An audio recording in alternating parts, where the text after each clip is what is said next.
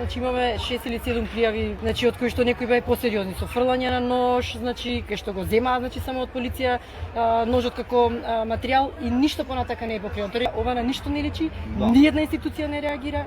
Не знаме што понатака направи. Луѓето од нашите прилози го знаат како силниот во наводници од Сингилис. Зошто е силен? Ќе треба да ни кажат институциите, затоа што како што ви кажав, додека чекавме за да дадеме изјава, човекот се јавуваше по телефони за да ургира негде, прашуваше кој е на смена, нека истражат институциите. Да? Има и пострашно видео во двор кај што играат деца, се прска со не знам какво средство и тоа требаше да го испитаат институциите, ама не го испитаа, а камерата снима во правец на базенот кај што се капат деца. И ќе правиме држава. Си малтретира некој некого, полицијата не смее да му писне, затоа што тој е некој си кој што е другар со градоначалникот, министерот, директорот и така натака и така натака. У партија е главен таму. Народот кој го шиша. Битно е овој тука човекот, не смеете да го шепнете, а он со ноживи ќе гаѓа по комши, ќе фрла отров, ќе си снима со камерите кај му стигнало, ќе гледа дома кој што носи, кој си доаѓа. И полиција не смее ништо да направи.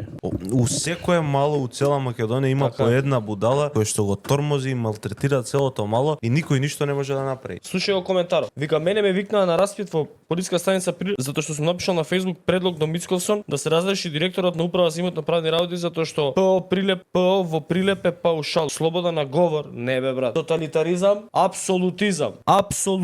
Они што ќе кажат точка. Ако некој каже нешто друго, сожалявам се сва со станица.